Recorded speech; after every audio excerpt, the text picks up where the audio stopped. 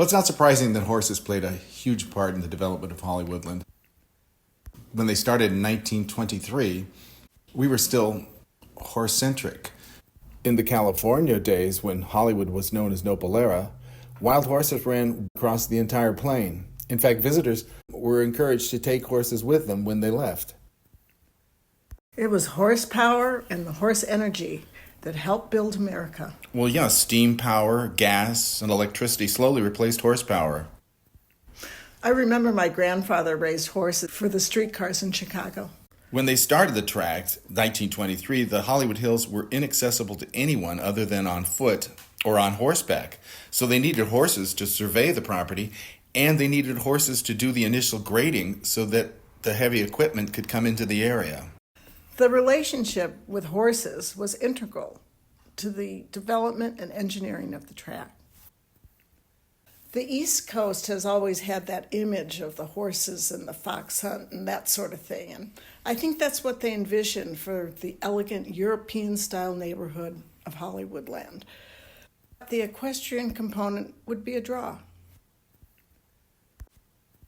And as Hollywoodland was adjacent to Hollywood and the entertainment business, movie westerns were extremely popular at the time. The fashion statement of the day was English in style and jodhpurs, knee-length leather boots, jackets, and chapeaus. No evidence of women riding side saddle in those images, though. I thought that was kind of interesting. Well, Fritzi Ridgway, who was a Hollywoodland resident, one of the first ones, she was a silent movie actress because she could ride horses, so that's what got her jobs in movies initially. Come home at night, get on your steed, and ride into the hills, that sort of thing. They also advertised that they would deliver the horses to your door from the stables. You would call up the stables on a rudimentary tracked phone they established with a direct line to the stables in Hollywoodland just for that purpose. Track developers used the landline system consisting of a wooden rectangular-shaped Western Bell box phone. And this rudimentary tracked phone had a system of rings to get to different parties. 4 rings got you the riding academy, which is what the stables were known as at the time. Our genius, Thomas Jordan, the engineer of the track, decided where these hiking and riding trails would go. They were approximately 8 feet in width. An article from the LA Times in 1925 said there were over 50 miles of bridle trails in Hollywoodland that cost $18,500 to create. In today's money, that would be $350,000. They hooked into Griffith Park trails near Western Avenue, and that gave the developers the ability to claim there were over 100 miles of delightful, wide trails for hiking and horseback riding. In 1925, there was an ambitious plan to create a bridle trail that went from Flint Ridge across the valley, through Griffith Park and Hollywoodland, across the Cahuenga Pass, and then along the Santa Monica Mountains. And that created miles and miles of horseback riding trails that joined with all the other riding clubs along the mountains. And ultimately, the trail ended up at the Uplifters Club stables in Rustic Canyon. Another interesting historical site. The list of people interested in horseback riding and the clubs they formed included the Southern California Riding and Driving Club, the Flint Ridge Riding Club, the Bel Air Riding Club, the Oakmont Riding Club, which is in Glendale, the Los Angeles Breakfast Club had a horse riding association, the Bridle Path Association, the Elysian Park Riding Academy, the Crescent Riding Academy, and that's just some of the horse organizations. Another proponent of this bridle trail was Edgar Rice Burroughs, the author of the Tarzan novels. He belonged to the El Caballero Riding Club. The bridle trails in Griffith Park also went down to Burbank, where there were several stables, including the Pickwick stables at the Pickwick Recreational Center, which is no longer there. We still do have the Los Angeles Equestrian Center. And there were also stables on the southeastern side of Griffith Park, including this one, Dubrock's Riding Academy, which was at Los Feliz and Riverside, and is notable because Tab Hunter worked there as a stable boy, and that's where somebody told him, you ought to be in movies. There were actually 2 stables in the Hollywoodland tract. One was on this side, which we now know as the Sunset Ranch, and then over on the canyon side there was another stables. What was that called? It was called the Lawson Ranch. It was the riding ring. We have a reference in this map that shows both features. And what they did was they took the Holly Ridge Trail from the Sunset Stables onto the path down, which is now the girls' camp. That's the location of the Lawson Ranch. At this juncture, the Bronson Canyon and the Quarry became very popular motion picture locations, and that paid the salary of James Lawson, who lived on the site as a watchman.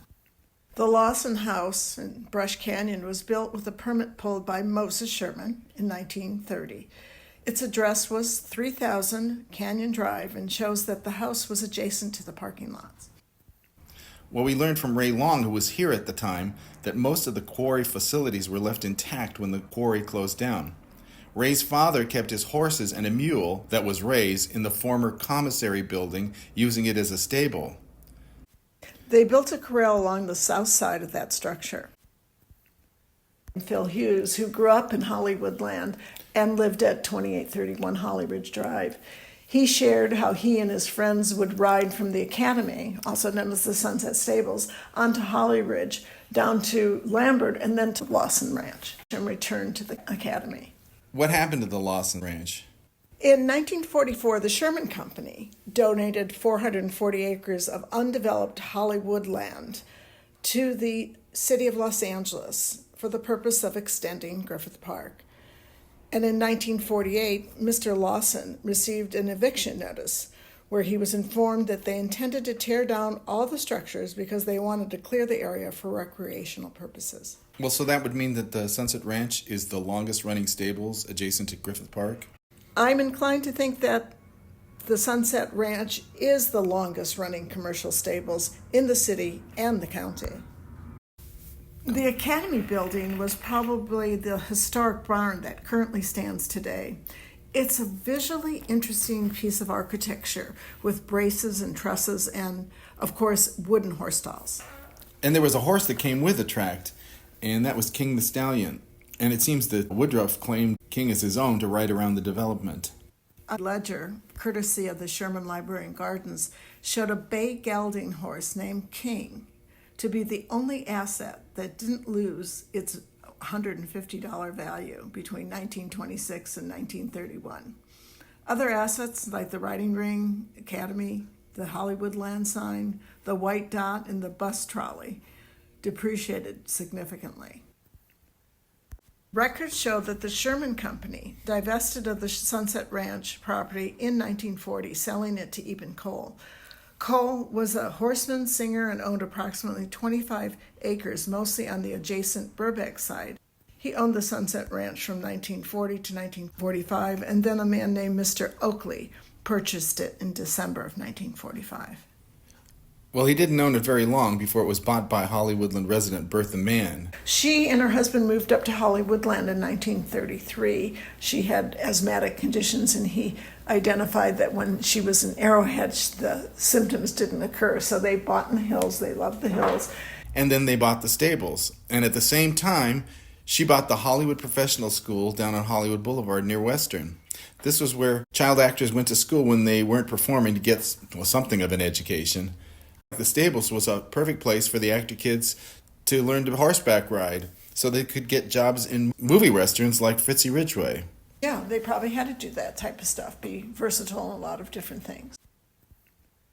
The 1961 fire took a toll on the Hollywoodland track. We lost the iconic Norman Castle at 6201 Rogerton and 7 other homes, including Albert's. 50 horses had to be removed during that fire from the Sunset Ranch.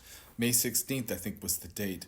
The newspapers of the day shared that the Hollywood Sunset Stables at 3400 North Beechwood Drive, heroic efforts by stable operators, stable owners Judd Smith and his wife and daughter Susie 16 and Linda 12, saved valuable thoroughbred horses. The girls saddled up their own mounts, as did their parents, and ignoring the leaping flames, they led and drove dozens of horses out of the neighborhood. The owners of the stables is still the Smith family. It's a horse rescue. So people who are abandoning horses or horses that are in need of a home, they actually take them. I remember when I was a kid, we used to ride every 2 weeks. We would take a horseback ride. And my favorite horse, her name was Sandy, and she had a glass eye. And I loved that horse. And I rode her all the time. Not only do they rescue the horses, and they have a miniature pony that they rescued, and a wonderful little pig.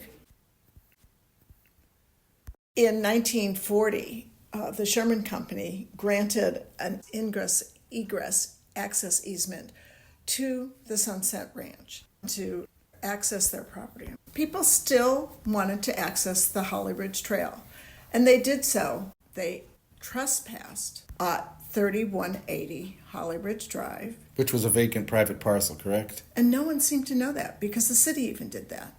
And then they also trespassed down below to go to the girls' camp.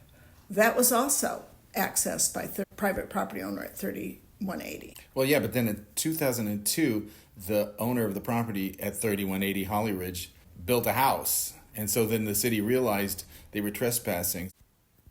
The city realized they also did not have access to the girls' camp from Holly Ridge. So what they did is created another easement with the property owner at 3180 to have access through their gate down to the girls' camp. They put a locked gate and no public entry was allowed. Correct.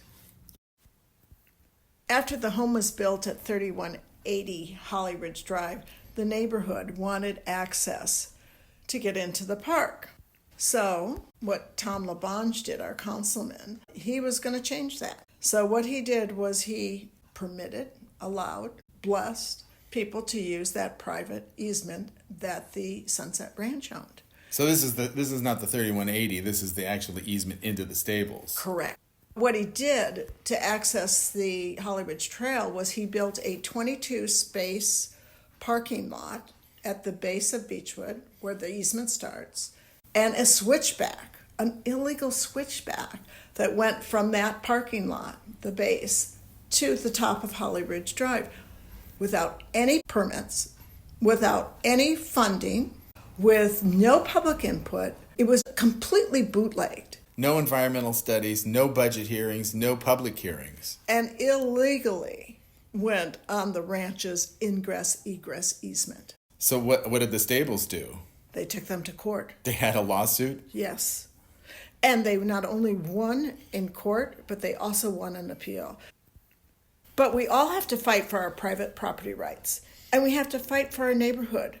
That illegal gate ruined Hollywoodland with visitors, traffic, and noise. Yeah, I can remember it was almost impassable. It was a zoo. You had not only the noise of the traffic and the people and the crowds, but they were defecating and peeing, and the police would come up with their bullhorns on a Sunday morning, and the neighbors had to listen to that. And there was also so much environmental damage with the significant runoff and the erosion on the trails and above the illegal grading, and that's why we have EIRs. There was a recent controversy when the city shut down the Griffith Park pony rides. I remember my little friend Marin Rose had her second and third birthday parties there, and she immediately fell in love with horses. She has horse books, little horse toys. I think it's important for children to learn how to care and appreciate for these animals. For some kids, this is the only exposure to animals, and horses. Yeah, I thought it was a wonderful operation. I didn't see any time I was there that they were cruel to the animals at all. Luckily, they can come up to the Sunset Ranch and ride. Aren't we lucky to have what we have in Hollywoodland, our historic Sunset stables that's been there 100 years? And not only did they love horses in 1923, they loved writing poetry.